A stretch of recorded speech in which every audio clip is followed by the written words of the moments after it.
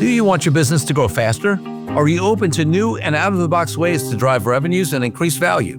How do you imagine the most successful entrepreneurs and business leaders double, triple, or expand their businesses tenfold or more? The answer is Deals.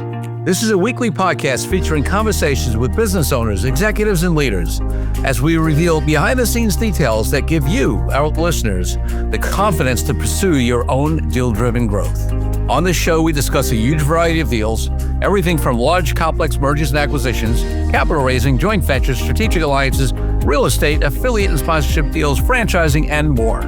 My name is Kupfer, and I've been supporting deal-driven growth for businesses for over 35 years as a successful entrepreneur, professional negotiator, and attorney.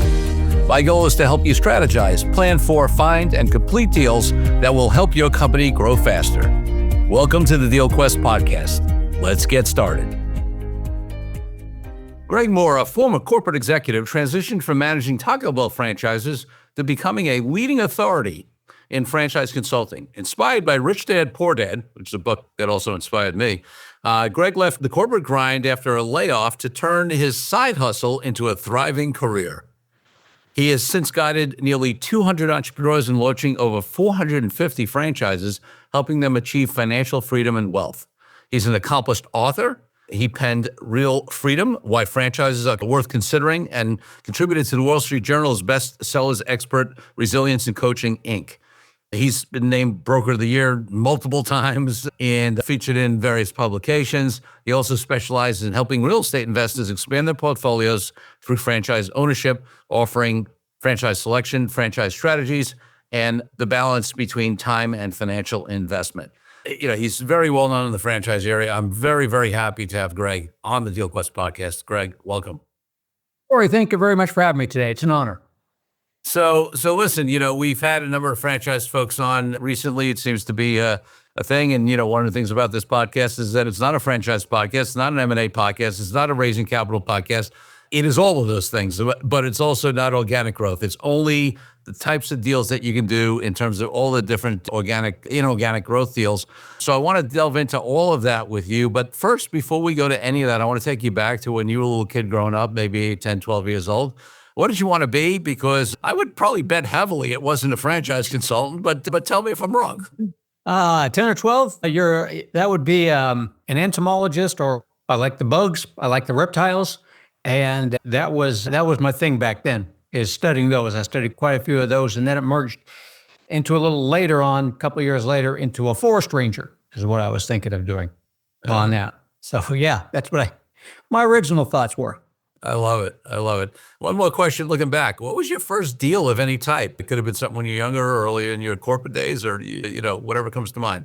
First deal. We didn't have a whole lot of money growing up, so if I wanted anything, I had to go out there and do it myself. Yeah. So back in my day, really dating myself there, all those old Coke bottles and Pepsi bottles, those were worth 10 cents a piece. People used to discard those all over the place. So I got together with some business owners that were throwing things out back, and if I cleaned up their back area, I got to keep any bottles that I wanted, and I kept their aluminum cans as well. And then I got some of my friends involved in that, and we had a little business venture going on for a while. It was my first deal that I made there. I love it. I love it. I love it. So, Greg, you know, your bio talks about a transition out of the corporate world and being inspired by Rich Dad, Poor Dad, and then, you know, getting into franchising. Let's delve into that a little more, because for me, that was one of the, I mean, I'm a sort of voracious reader, personal growth, you know, business growth, mindset transformation kind of guy. Rich Dad, Poor Dad was definitely one of the books that influenced me back in the day and continues to do. So talk to me a little bit more about that. You know, like, what were you doing?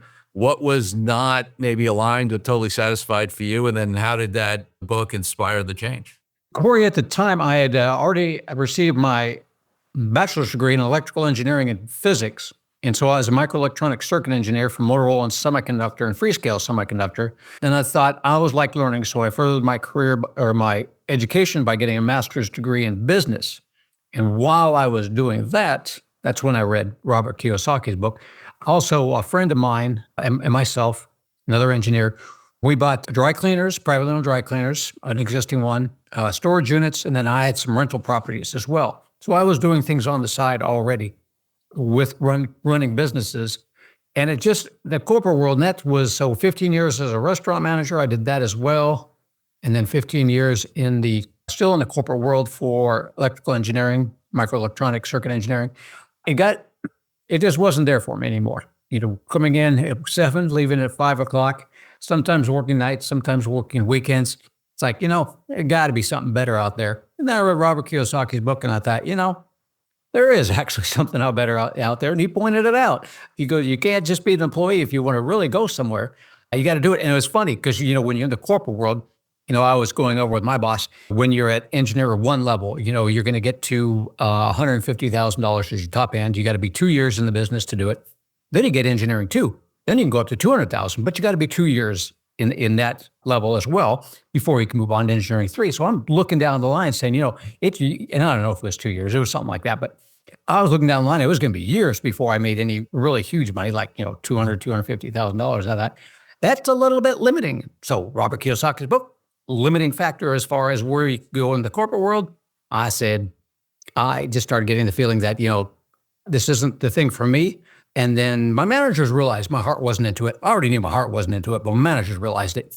So I had my goal. I was going to be retired, or not retired, but out of the corporate world before I was 50. And sure enough, you think of these things. It's like Think and Grow Rich, that book.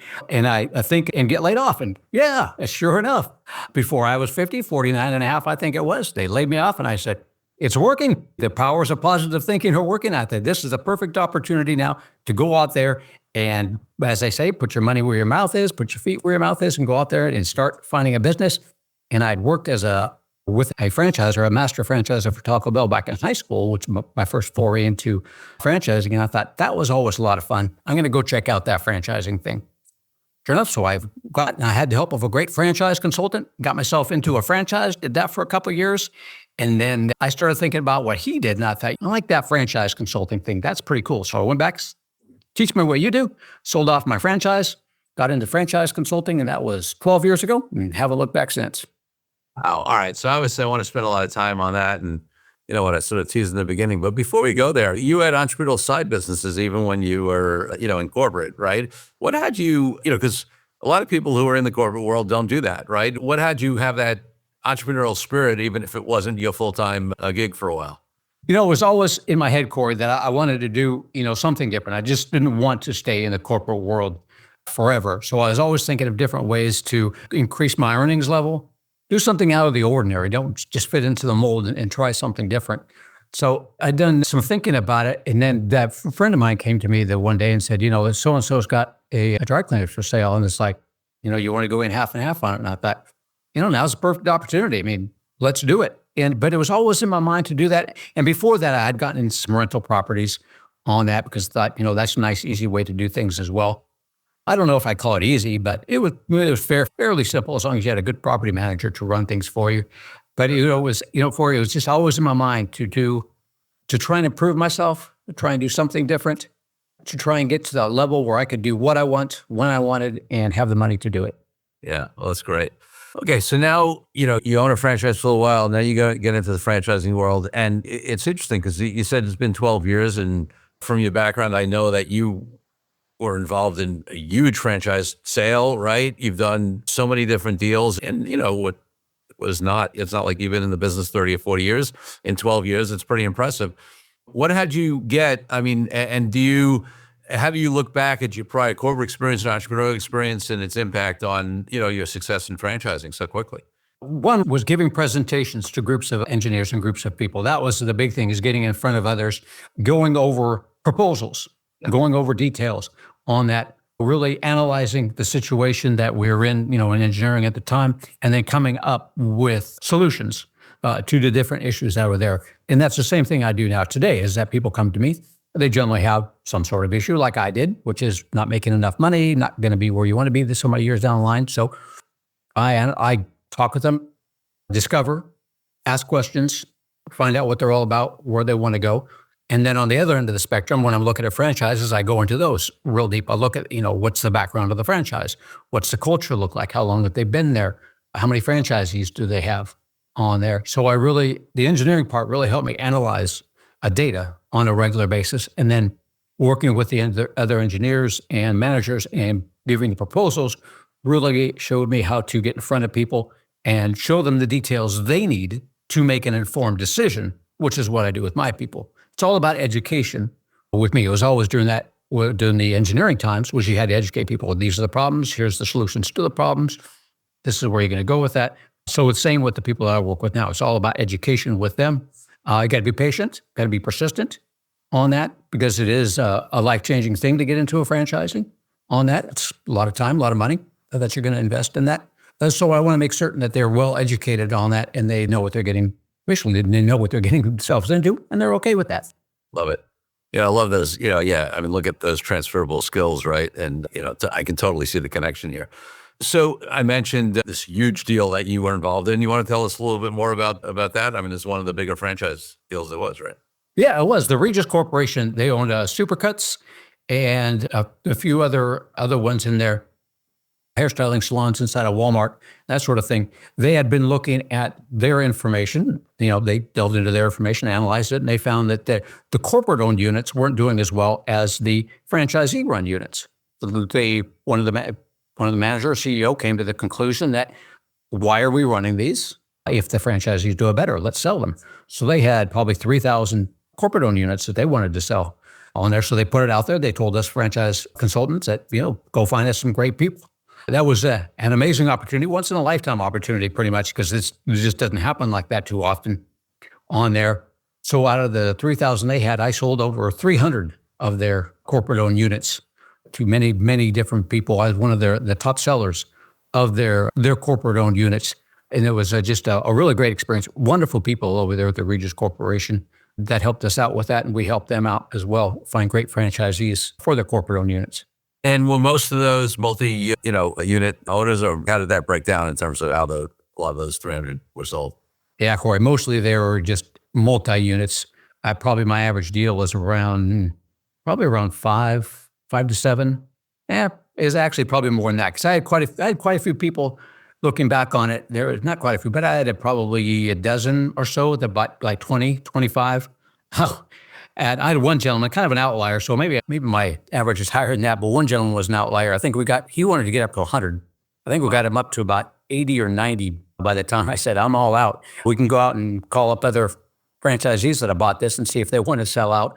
But I got him up to quite a few before I was all out of locations to sell for him. So it was huge. My average with those outliers is probably very high, maybe even 10 or so. I'll have to go back and look at that, but everybody was a multi-unit owner. There was no single unit people. The least amount was 3, and then the most amount was that one guy with 80 or 90. That's what I figured was likely the case of that size. And so, all right, so I want to hit this aspect of it that, one of the things you focus on, because, obviously, listen, there's folks out there that just want to buy a franchise or get into franchising, who are employees or corporate refugees or, searchers coming out of the military, whatever it is. But there's this other aspect of people who have an existing business, right? And a lot of our listeners are entrepreneurs. They have businesses already. And while some of them might be looking to expand and invest in new businesses and maybe buy franchise in addition, this aspect of taking your existing business and potentially franchising it is really interesting. And it's something that we haven't covered in as much detail with some of our other guests previously. So you say there are 3 things for a business to look at that wants to turn itself into a franchise. Let's talk about those. That's correct, Corey. Now, keep in mind, folks, that these are not set in stone. We've done it with less, but these are 3 things that will make it more appealing and bring in more people that are interested in your franchise. The first thing is you're netting $100,000 or more on that. Most of my folks that come to me are looking for a good 6-figure income, so that's a good plus on that one. If you've reproduced it, again, and you built up another location, same city is fine, different city and state is better, but if you reproduced it 1, 2, 3 times, that's also very appealing to many people, because now you've shown that you can reproduce it, even if it is, it's going to be right now, your corporate-owned location, but you have reproduced it and it works. The third thing, Corey, would be the product or service that you have is usable by as many different people in as many different cities and states as possible on that one for that, because now that just opens up more of a geographic location for you to offer your franchises in.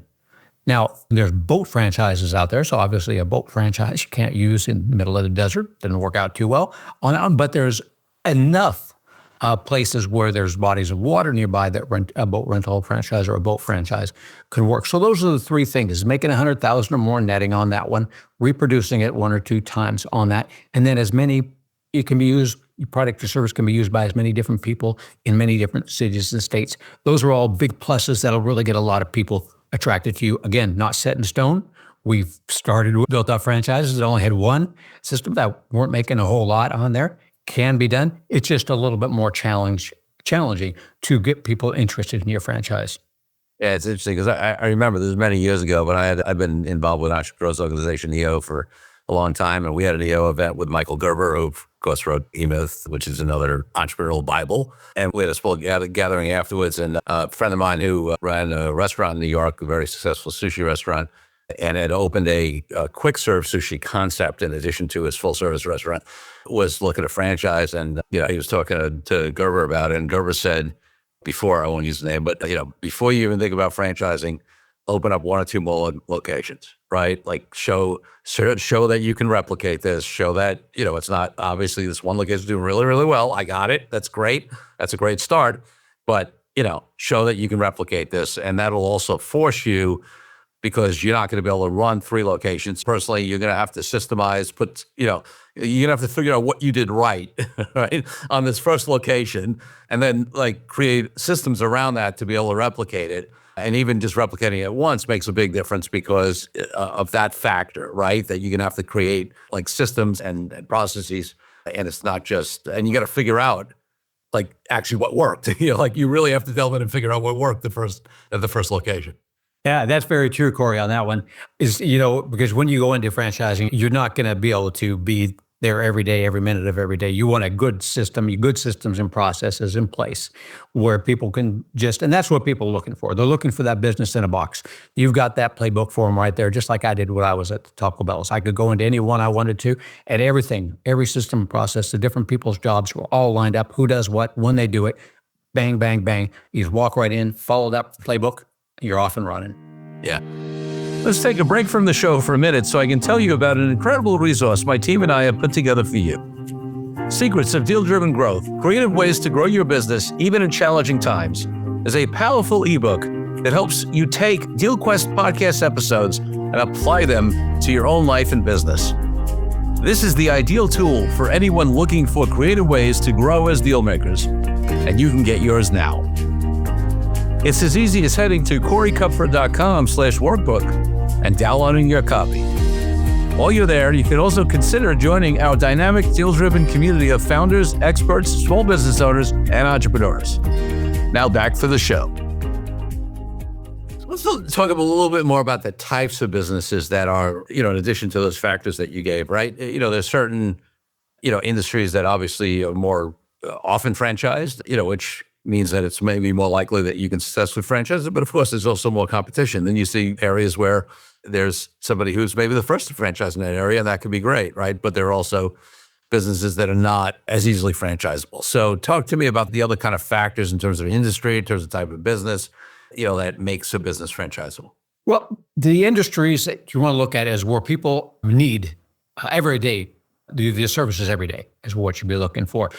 You're obviously, if you go into something like that, you're going to have a lot of competition. So it's what you do specifically that makes you stand out from that competition, how you take business away from the competition. So essential services, pretty much everybody has to use HVAC, heating, air conditioning, ventilation systems. You've got to do that. So that's a business that if you go into, and we've got several different HVAC franchises, plumbing franchises, electrical services franchises. Those are great. People got to use that every day, so everybody's going to use it. So now you've got the whole population that they're going to use it. Now it's what do you do specifically that makes you stand out from that? So you don't worry about the competition. The competition worries about you. That's what you got to do. You got to show that you got something different. Senior care is a great franchise. None of the senior care franchises out there is a good business, but none of the senior care franchises out there have a market share in that business at this time. We're all getting older, baby boomers growing up. Everybody uses that service at some point in time, basically on that. So yes, a lot of competition. So you got to have that competitive spirit, whether you're becoming a franchisee or you got that business and you're going to turn it into a franchise. Got to have that competitive spirit because you will be competing with those.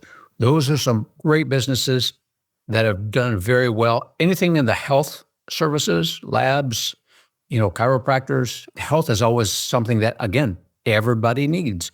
So that's really what you're looking for if you want to get into a business where you've got a huge population of people that are going to need it on there. And it also changes. So if you go into like kitchen remodeling, bathroom remodeling versus something that is like HVAC, you're going to have a different demographic on that. Because if you're going to remodel your kitchen or your bathroom, there's a great business, great franchise business to get into, a great one to do, but you're not going to have as many people using that necessarily as the HVAC systems. You're going to have somebody that your household income is going to be a little bit more because they've got to be able to have the money to spend on that. Whereas with your air conditioner heating, if it goes out, you're generally going to find the money for it somewhere on that one, and you're going to get it done. And then there's many companies, the home insurance and things where you give them $50 a month, and then anything goes out and anything goes wrong, they fix it for you. We had that in Texas on that one. So then you can start getting into business to business, not just business to consumers, where you go out and you get on their list. So if something goes wrong, you can do it. However, I'd have to say that when I was using those home services things, I never called them for air conditioning services when I lived in Texas because of the fact that they took usually 2 days to find somebody. And I lived in Texas, and if you ever lived in Texas, you're not going to wait 2 days for that air conditioning to get fixed. No, you're going to get somebody over there right now. That's funny. Talk to me a little bit, if we're talking about an entrepreneur who has an existing business and then they get to franchise it. I mean, look, I'll just, the thing that I found, not that we do a lot of franchise work, but we work with entrepreneurs, and I know some of them who've gone, into franchising. We don't handle the legal part of the franchising. We bring in a franchise attorney, but we continue to work with our clients because we do all the corporate work and other kind of work, et cetera. And one of the things I've seen that they have to realize is that they're now in a different business, right? If you operate an HVAC company, or you operate, whatever it is, a roofing company, or you operate whatever, you're an HVAC person. But when you get into franchising, you're a franchisor. That's a different business. So I'd love you to delve into that some more. Yeah, Corey, your role is going to be completely different once you start becoming a franchisor on that. Where before, like you said, Corey, you run those operations and you're overseeing that team and you're doing that, you've got to turn that over to somebody else at that point in time. So your corporate units are going to be run by somebody else. Now you're essentially a mentor. You're helping other people do exactly what you did and show them how it can be done, the step-by-step process on that. So now you're working with, to start off with 1, 2, 3, 4, maybe different franchisees on that, and you're showing them how to grow their business. They're going to be looking to you whenever they have questions, whenever they have issues. How do I do this? How do I do that? I know you've got it outlined. What do I do differently if I need to build up that business? So now you're more of a mentor role, and you're also a franchise in the franchise development space as well. Because now when those people come in and they're looking to get into your franchise business, you've got to walk them through the process and show them how your franchise system works, how it's different than others, how you stand out. That's before those potential people actually decide to invest in your franchise. So now you've got to work with them. At some point, you're going to be turning that over to a franchise development team because you'll hopefully be too busy for that to do all of that work. But now you're just overseeing different teams of different people doing things that are completely different from whatever it is that your service or business produced or offered on that. So you got to step back, you got to delegate and oversee the teams and be a real mentor for a lot of different people. Talk to me a little bit about the ones that succeed and the ones that fail. Obviously, we hear about all the big name franchises, but there are a lot of smaller franchises out there, and there are very good franchise systems, and there are not very franchise systems that are not very good, or ones that try to get started and don't get off the ground. What are the biggest elements on what makes the ones successful? And, I'd love to focus on this concept that we've been talking about existing business owners. It's different if I'm not talking about somebody who comes in who are franchise experts and then they find an area and they have a lot of money behind them and they say, oh, we're going to start a chain in this area. For the people that are moving from entrepreneurship to franchise ownership, what mistakes do they make when they're not successful? What are the key things that they do that make them successful? Having money to get things going and get things started is an essential start. Because first off, you're going to be spending about $50,000 to turn that into a franchise on that. Then to become successful, you've got to attract franchisees. So that's going to be in how fast you want to grow that system itself on there. So you have to think about, how am I going to attract them? Maybe the first few existing customers that have used your service, that believe in you, they may want to pick one up. friends, family members may want to do it. But eventually you're going to have to start spending money again on advertising and marketing to start bringing people in on that. So the biggest thing to think about to begin with is how are you going to present your franchise as far as marketing and advertising, and what are you going to spend on marketing and advertising costs to do that?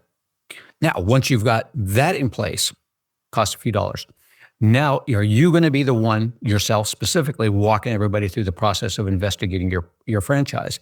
Hopefully you're going to get busy enough, if you want to, and the ones that are successful, hire teams of people to do it. We call those our franchise development folks, where they walk the new potential franchisees through the entire process, marketing systems, training, operations, territory, how they're going to develop them. They specifically walk them through that. Once they're done with that and the person decides to become a franchisee, now they've got their operations team that is going to help them build that franchise out.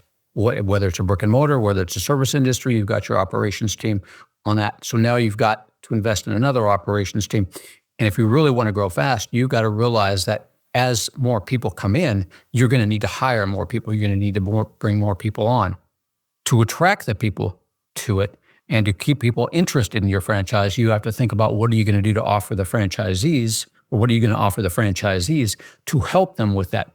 If you're a service industry, for instance, you probably want to have a call center to do that, where the franchisees won't have to field the phone calls. You've got a call center, people call in, need the service. Your call center then schedules the service on the franchisee's calendar. So when the franchisee gets up in the morning, all they have to do is look at their calendar, see who they need to call upon to go out there and offer their services to that. If it's a product or if it's a brick and mortar, then what you want is you want a grand opening team on that. If you have a membership model, say you have a fitness franchise or something, you want to do a membership model, or you probably want to hire a team of people that are going to start calling people up and start getting memberships even before you opened up. So you have to think about that and what kind of a team you want to bring on there. So there's a lot of different moving pieces, but those franchises that are really successful and that have really grown have gone out and gone that extra step to spend that extra money on having the teams in place that are going to help those franchisees grow. Some of the ones that haven't done quite so well as that happens if they grow too fast and they don't hire enough people right away. So if I see that they have 50 franchisees and they have 250 franchises sold but not open yet, and they got 50 franchises that are sold and open, 250 that sold and not open, I have to look into it and see, do you have the team in place to take care of and get those 250 open? Do you have that real estate team that's going to go out and find that real estate if you're a brick and mortar on that? Are they going to, do the lease negotiation as well? So those are some red flags if they have too many sold and not enough open at the time. So just a few things to look at and a few things to consider as you're growing in and becoming a franchisor. Yeah, and that totally makes sense, and especially the flip side of that, the biggest complaint I hear when franchisees are not happy is lack of support from the franchisor, right? And if you don't have the right people, enough people, whatever, that's what's going to happen. You're not going to be able to support your franchisees, right? Yeah, that is the biggest thing we hear is that, when they have a problem or they have an issue with something that's growing too fast, or maybe it's just still in the infancy stages, is that they don't have the team in place to do it. What my people really like to hear is when they talk to existing franchisees, I tell them, ask the ones that have first started out. How was the support system? How was the training? Were they there for you every single time that you needed something? So you've got to have that support thing. As a franchisor, and you're growing into a franchise, having that support is going to be one less thing that franchisee has to worry about. And that's going to be essential in the fact that they're just perfectly happy with you. Because as they go through the process, the first few franchisees are going to be the ones that subsequent potential franchisees are going to call. Because you have to have that when you go into a system, you've got to call existing franchisees on there, and they're going to ask them, is the support good? Is the training good? And they better be hearing good things on that. Yeah. Listen, if you think about what you get in a franchise versus because listen, the other alternative is somebody could decide to try to open their own business, right? As a potential franchisee, if you want to be in HVAC, you can open your own HVAC company. What's the reason you don't? Well, you're getting a system, you're getting supposedly support, you're getting a brand, you're getting advertising and whatever. And, if you don't get that support and whatever, and then obviously if that happens, then usually the brand value, becomes questionable. Then people start thinking, well, why am I, what am I getting here? Why am I paying this franchisor not only upfront amount, but whatever the ongoing royalty or arrangement is? What am I getting for my money, right? Exactly what I tell people, Corey, just like that. Find out what you're getting for your bucks. You're going to pay a $50,000 franchise fee, generally speaking, give or take, no matter which franchise you get into, no matter how much you invest, about the same. Ongoing royalties, 5 or 10%. Find out, what are you getting for that? Are you getting everything that I mentioned there? Are you getting that call center? Are you getting that real estate team? Are you getting the membership team that's going to help you grow? Find out what you get for it and make sure, you're okay with that and it's worth it to you. And if it's a brand new emerging franchise, you're going to have to believe in that franchisor if you're a franchisee doing it. So if you're a franchisor, you've got to, exude the confidence. You've got to have that mission statement. You've got to have that great culture so that when people talk to you, they believe in you, especially as an emerging franchise, because an emerging one, I tell folks, you don't have a lot of franchisees to call upon or maybe none. You've got to believe in that franchisor and you got to believe that they're the person that's going to take you to where you want to be.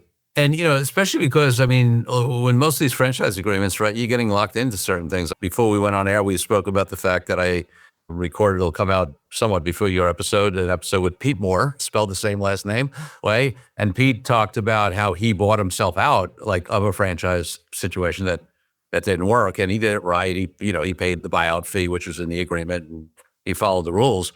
But it is, a lot of times in these agreements, right, certainly, lack of ability to continue to use the brand. If you try to get out, if you have brick and mortar, depending upon the franchise, and you tell me more, but my knowledge is that, there are times when there are restrictions in terms of the ability to use a location or anything within a specific geographic area. So, talk to me a little bit about what is the commitment when you become a franchisee, and, because there are certain things and there are certain protections of the law as well, but there are certain things you get locked into, right?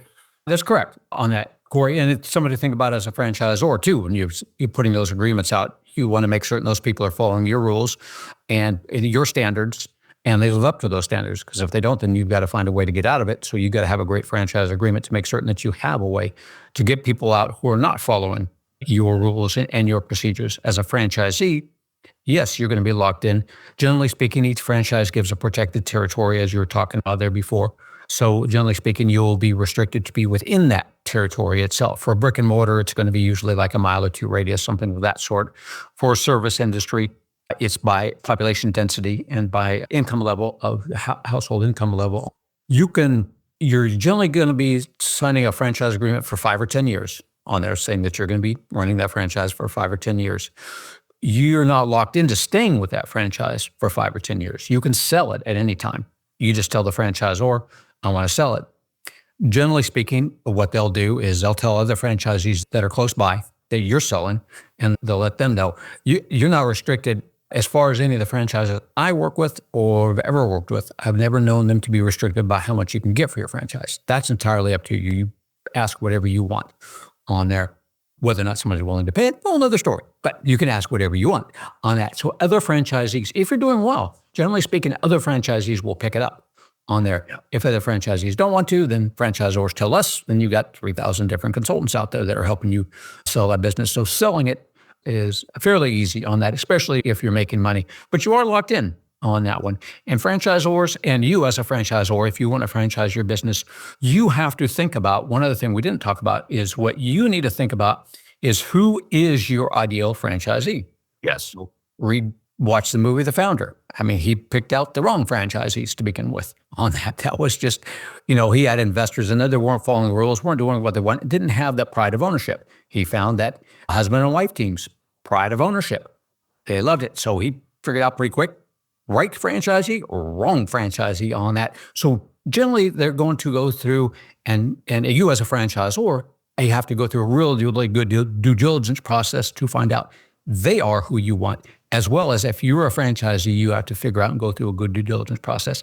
Are they who you want? So everybody's matching on that one. There may come a time when you decide that you don't want it, just not for you anymore. So keep in mind that, you are locked in and they will be wanting you to live up to your commitment on that. So what I tell everybody, here's a good franchise attorney. I'm going to let you know what you're getting yourself involved in.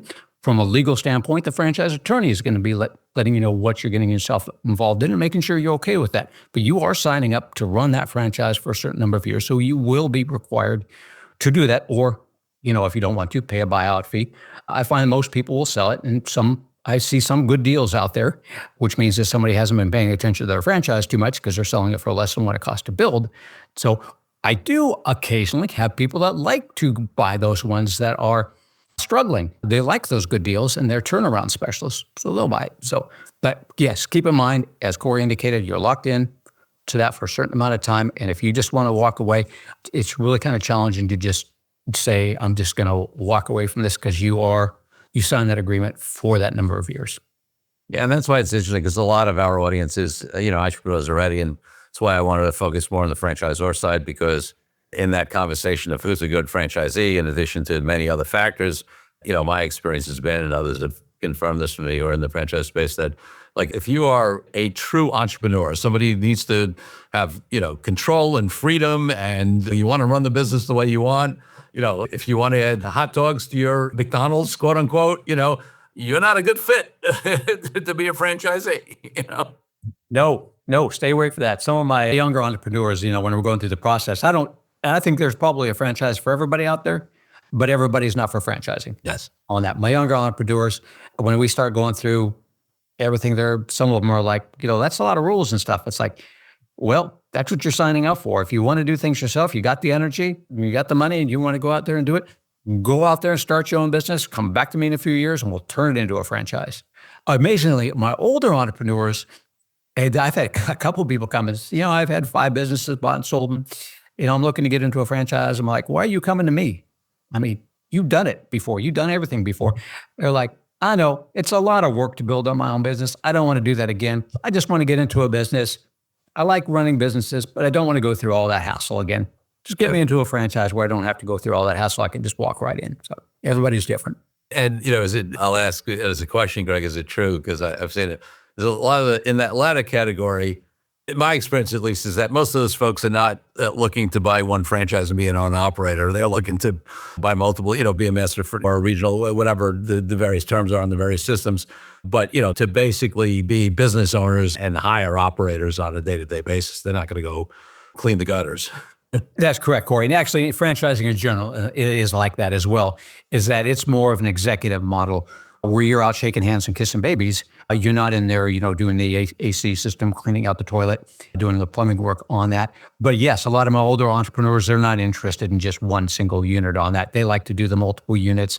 That way they can just step back, have a manager run it. They oversee things, still do what they want to do, still have a few hours, keeping the mind active and running the business. And most franchises, even if you're running one unit, they'd rather you not actually go in there and do the actual work. They'll teach you, a lot of them will teach you how to do it, except maybe for the electrical and HVAC stuff and plumbing, where you actually have to have a master electrician or a master plumber, so you'll never touch it on that. Other than that, they'll teach you how to do it, but you'll probably never do it again.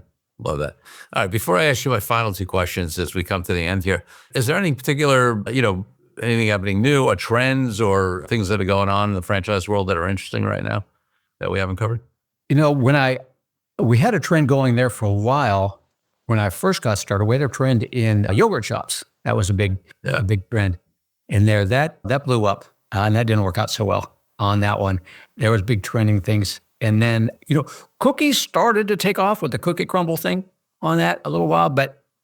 And then I got a couple other franchises that tried to do the cookie thing. But interestingly enough, recently, I haven't had many people interested in restaurants for whatever reason on that. The big trend I see these days is more of a lesser investment in the service industry or senior care or health industry. I see a lot of people more interested in that. So it seems to be trending, especially after COVID, it seems to be trending towards more of the essential services that I found that people like, or the home improvement services, with some business services thrown in there as well, building maintenance on that. But things that people and businesses need on a regular basis is what I really see people trending towards, especially these last few years. Yeah. It's interesting. I'm not saying, it might be, but I feel like this conversation in non-food franchises has become, for a while now. I'm not saying super recently, because I think in the beginning, at least the general public who weren't into it, when you thought franchise, you thought food, right? And I think it's true. I mean, both in the home services, in a lot of these a lot of these kind of businesses you're talking about, I mean, I've seen two things that have happened for a while now. I mean, one is the franchising side of getting into a lot of those, the HVACs and the home improvements and the, whatever it is.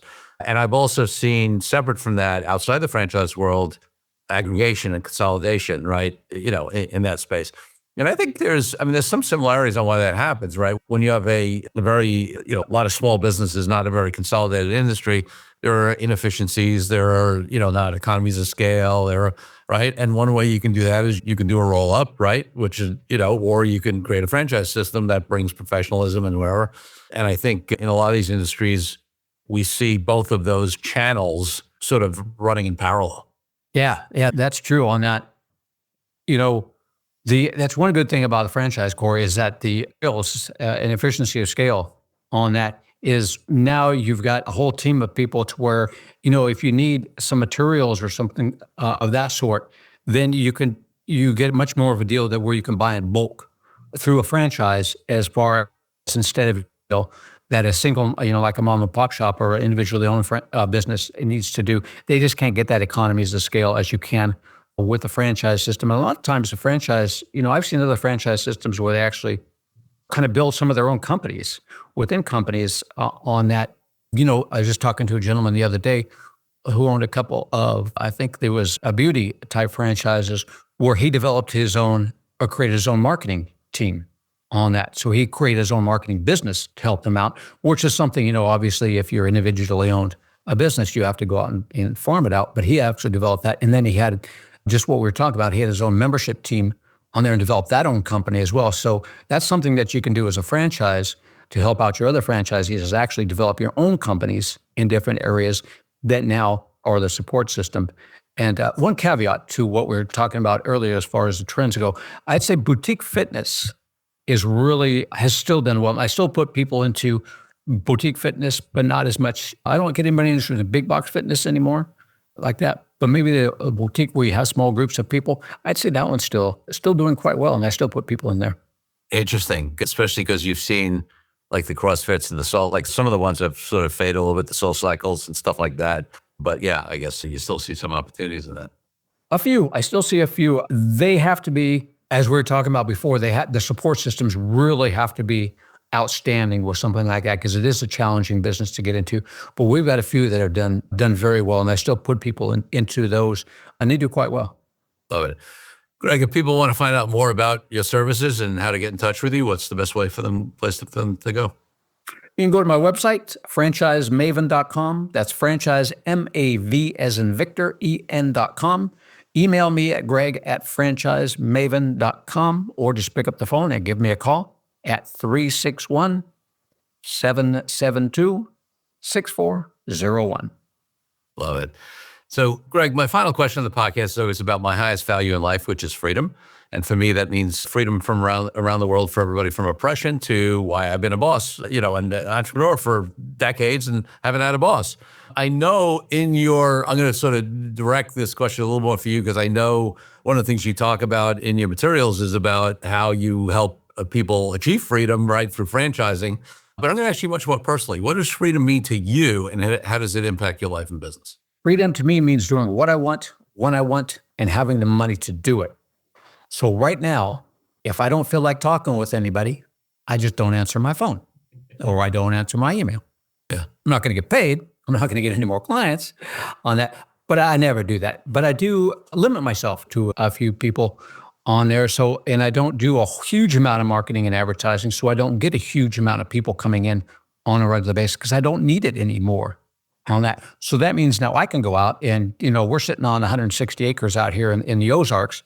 So I'm putting up an orchard here this spring on that. I've also put up some berry patches. I got blackberries, I got raspberries, got blueberries, we got chickens, we got rabbits, 5 dogs, 2 cats. So I like going out.